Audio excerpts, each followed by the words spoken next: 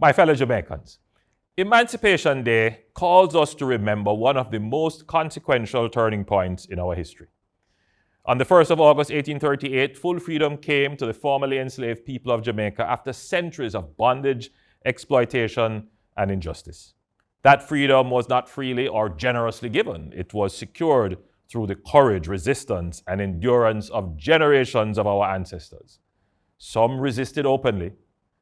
Others preserved their dignity through faith, family, culture, work, and community. They refused to accept that the conditions imposed upon them defined their worth or limited their claim to humanity. Today, we honor them. We remember those whose names were recorded in history and the many more whose names are unknown. We remember the mothers who held families together under brutal conditions, the fathers who struggled to protect and provide, the spiritual leaders who sustained hope, and those who risked everything in the cause of freedom. Their victory was the assertion of a fundamental truth, that every human being is created with dignity, conscience, and the right to determine the course of his or her own life. Emancipation gave our ancestors legal freedom, but it did not immediately give them property, education, economic security, or equal access to opportunity. They entered freedom with very little material wealth and with institutions still shaped by the inequalities of slavery. Yet, they did not wait passively for others to build a future for them. They established free villages. They purchased land, built churches and schools, created businesses, cultivated farms, and formed strong communities. They understood that freedom had to be supported by ownership, education, discipline, cooperation, and faith. We have seen this same spirit in our own time. In the months since Hurricane Melissa, communities across Jamaica have suffered real loss. Nevertheless, they have taken up the hard work of rebuilding. Neighbor helping neighbor, families repairing homes, communities restoring what the storm took away. The endurance, the faith, and cooperation that carried our ancestors out of bondage will carry us through reconstruction.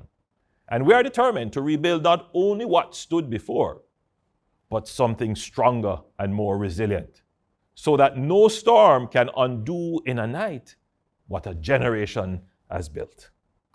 True freedom is the capacity to make responsible choices, to provide for one's family, to own property, to pursue education, to establish a business, to worship according to conscience, and to participate fully in the life of the nation. Political freedom without economic opportunity is incomplete. Legal rights without personal responsibility cannot produce lasting progress. The promise of emancipation must therefore be renewed in every generation through the work of creating a society to which every Jamaican has a fair opportunity to advance. We must continue to widen access to education, land ownership, housing, employment, and entrepreneurship. We must build an economy in which effort is rewarded, enterprise is encouraged, and families can accumulate assets that may be passed from one generation to the next. We must recover that spirit of self-reliance and enterprise. At the same time, emancipation reminds us that freedom must be protected from every form of domination. No Jamaican should live under the control of criminals, gangs, or violent men who seek to govern communities through fear. A community cannot be truly free when children are afraid to walk to school, when businesses must pay extortion, or when families are forced to remain silent in the presence of wrongdoing. The struggle for freedom, therefore, continues wherever law-abiding citizens are denied peace, security, and opportunity. We must stand firmly for law, justice, and order. We must strengthen families, support responsible parenting, and teach our children that freedom carries duties as well as rights. We must reject the idea that discipline is oppression, that accountability is hostility, or that personal responsibility can be replaced by permanent dependence. The strongest tribute we can pay to our ancestors is to use our freedom well. We honor them when we educate our children, care for our elderly, build honest businesses, protect our communities, and conduct ourselves with dignity.